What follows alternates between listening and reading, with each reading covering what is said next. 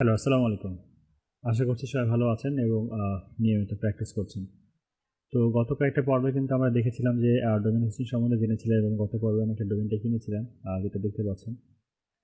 এখন এই ডোমেইনটাকে আমরা আমাদের যে হোস্টিং প্যানেলটা আছে তার সাথে কানেক্ট করব এবং আমি গত পর্বে বলেছিলাম যে আমি যে হোস্টিংটা ইউজ করছি সেটা হচ্ছে আপনার নেমচিপের এবং সেইখান থেকেই আমি ডোমেইনটা কিনেছি। দেখতে পাচ্ছেন নেমচিপ। আর এখানকার যে ডিএনএস সার্ভারটা আছে সেটা আমি দেখিয়ে দিয়েছি এখান থেকে। নেমচিপের যে আমার যে হোস্টিংটা আছে সেটা হোস্টিং ডিএনএস। যদি আপনার এটা না থাকে তাহলে আপনি কাস্টম ডোমেইন ডিএনএস এ এসে যদি আপনার অন্য কোম্পানির হোস্টিং থাকে সেক্ষেত্রে তার ডিএনএস সার্ভারের যে আইপি অ্যাড্রেসগুলো আছে সেগুলোকে বসিয়ে দিলে মোটামুটি কাজ এখানে হয়ে যাচ্ছে। তো এই পার্টটা তো আমার কমপ্লিট হয়ে গেছে। তো এবার আমরা যেটা করবো এবার হচ্ছে আমাদের যে আমাদের সি প্যানেলটা আছে হোস্টিংয়ের সি প্যানেল সেখানে আমাদের লগ ইন করতে হবে। তো আমরা হোস্টিংয়ের সি প্যানেলে লগ ইন করেছি।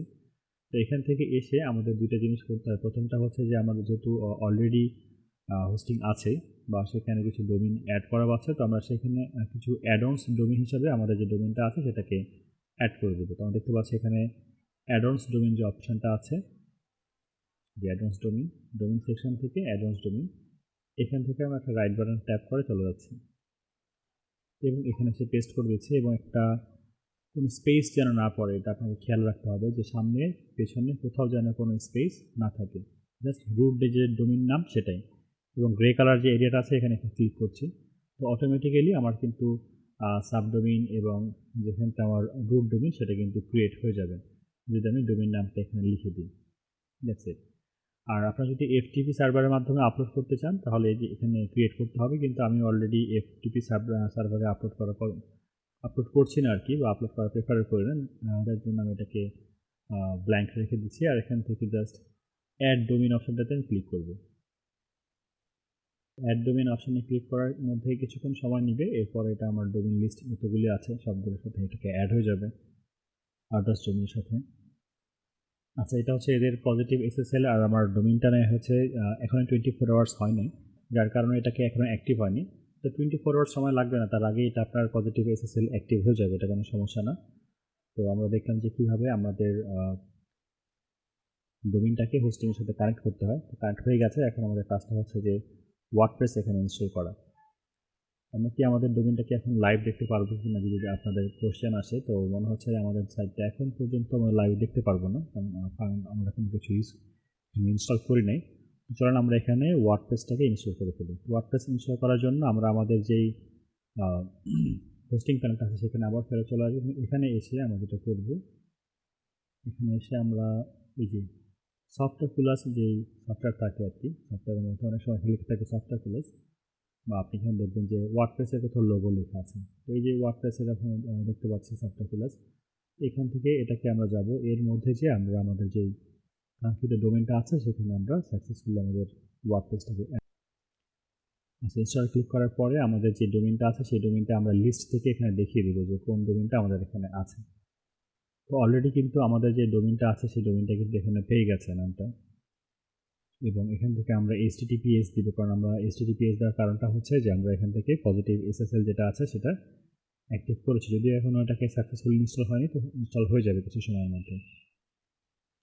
এই দুইটা জিনিস লক্ষ্য করা খুব বেশি ইম্পর্টেন্ট যে আপনি যেখানে ইনস্টল করছেন সেটা হচ্ছে যে HTTPS সেখানে আছে কিনা, আর হচ্ছে আপনার যে রুট যে মেন ডোমেইনটা সেই ডোমেইনটা ঠিক আছে কিনা। ইন ডিরেক্টরি এই জায়গাটা আপনি ব্ল্যাঙ্ক রাখবেন, এখানে কোনো কিছু আপনার দেওয়ার দরকার নেই। আর এটাও আপনার ব্ল্যাঙ্কই থাকুক, এটা হচ্ছে সবথেকে লেটেস্ট যে ভার্সনটা থাকে ওয়ার্ডপ্রেসের সেটা অটোমেটিক্যালি এখানে চলে আসে। এর নিচে যেগুলো দেখতে পারেন সবগুলো হচ্ছে পুরোনো ভার্সন। 5.9 এখন এই মুহূর্তে এটা হচ্ছে আপনার খুব বেশি ইম্পর্টেন্ট। এখানে যদিও দেখতে পাচ্ছেন যে trusted SSL certificate was not found, সে খুঁজে পাচ্ছে না, কিছুটা সময় লাগবে যার কারণে খুঁজে পাচ্ছে না। আর এখানে আপনাদের যেটা করতে হবে, এখানে সবগুলো যেটা দেখতে পাচ্ছেন এখানে অ্যাডমিন এবং এখানে যে ডেমো পাসওয়ার্ড দেওয়া আছে এই সবগুলো আমি রিমুভ করে দেবো এখনই, দিয়ে নতুন একটা পাসওয়ার্ড সব কিছু এখানে অ্যাড করবেন। আপনারা এটা তাই করে নেবেন আর কি। আমি এখন এটাকে অবশ্য আপনাদের সামনে করবো না, স্ক্রিন রেকর্ডটা স্টপ করে নেব। এখানে যেটা কাজ করার, এখানে এটা চেঞ্জ এখন না করলে হবে, কারণ এটা যখন আমরা ওয়ার্ডপ্রেস ইনস্টল করে নিব অটোমেটিক্যালি এটা আমরা ওয়ার্ডপ্রেসে যখন লগ ইন দিব সেখান থেকে চেঞ্জ করতে পারবো। আপনি চাইলে এখান থেকে আপনি আগেও এটাকে চেঞ্জ করতে পারেন, যে আপনার যে ওয়েবসাইটের টাইটেলটা থাকবে, যে আপনি যে ওয়েবসাইট যার উপর ডিপেন্ড করে আপনি ওয়েবসাইট তৈরি করতে আছেন। ফর এক্সাম্পল আমি কিচেন, তো কিচেন রিলেটেড কোনো একটা ভালো একটা টাইটেল এখানে আমি দিয়ে দিলাম, আমাদের কিছু ডেসক্রিপশন এখানে দিয়ে দিলাম। এরপরে আমাদের যে অ্যাডমিন মানে ওয়ার্ডপ্রেসে লগ ইন করতে গেলে যে আইডি পাসওয়ার্ড লাগবে, সেখানে আপনি একটা আইডি আপনার ইউজার নেমটা দিয়ে দিবেন, এরপর একটা পাসওয়ার্ড দিয়ে দিবেন।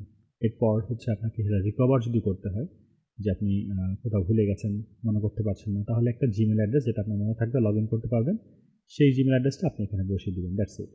আর এখানে অন্য কোনো কাজ নেই, জাস্ট এখানে এসে কুইক ইনস্টল দিলে এটা ইনস্টলটা হয়ে যাবে। তো আমি কুইক ইনস্টল এই জায়গাতে প্রেস করব না, কারণ আমাদের এইগুলোকে চেঞ্জ করতে হবে। তো যতটুকু বলে দিলাম এতটুকু কাজ করলে মোটামুটি আলহামদুলিল্লাহ ওকে হয়ে যাবে। তো আমি এখানে কুইক ইনস্টল এটা জায়গাটাকে স্কিপ করে যাচ্ছি, আর আপাতত স্টপ করে দিচ্ছি এবং দেখা হচ্ছে নেক্সট ভিডিওতে ইনশাল্লাহ।